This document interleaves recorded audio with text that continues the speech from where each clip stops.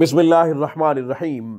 सामीन किराम, बच्चों को तमाम तकालीफ से महफूज रखने का एक खूबसूरत अमल, एक खूबसूरत कुरानी अमल, एक दफ़ा यह अमल कर लें, इंशाअल्लाह आपके बच्चे तमाम तकालीफ से महफूज रहेंगे, तमाम बीमारियों से महफूज रहेंगे, हर तरह के दर्द से महफूज रहेंगे। पेट का दर्द हो, सर का दर्द हो, या कहीं भी उनको कोई तकलीफ होगी, इंशाअल्लाह इस अमल की बरकत से तकलीफ जाती रहेगी। यह अमल जुमा के दिन करना है। जुमा से पहले सूरह फातिहा एक कागज पे 41 दफा लिखें, बिस्मिल्लाह के साथ लिखें।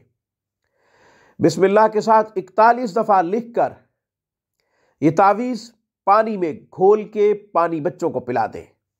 3 है, 4 है, या आपके 2 बच्चे हैं, 1 बच्चा है, सबको पिला दे। इंशाअल्लाह तमाम तकालीफ से महफूज रहेंगे, तमाम बीमारियों से महफूज रहेंगे। एक तो तरीका यह है, लिखना मुमकिन नहीं है, आप नहीं लिख सकते, तो 41 दफा सूरह फातिहा को बिस्मिल्लाह के साथ पढ़ें। जुमा की नमाज से पहले पढ़कर पानी पे दम करें। जमजम का पानी हो, बारिश का पानी हो, या आम पानी हो, दम करें, बच्चों को पिला दें। इंशाअल्लाह बच्चे तमाम तकालीफ से महफूज रहेंगे।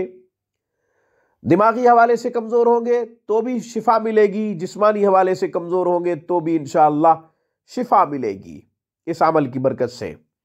गर्ज ये कि सर से लेकर पाँव तक कहीं भी कोई भी तकलीफ होगी, अल्लाह तबारक व तआला इस अमल की बरकत से उसे निजात दे देंगे, क्योंकि हुजूर नबी करीम सल्लल्लाहु अलैहि वसल्लम का इरशाद गिरामी है, सूरह फातिहा हर मर्ज की दवा है, हर मर्ज के लिए शिफा है।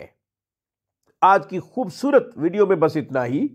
रूहानी परवाज को सब्सक्राइब कीजिए।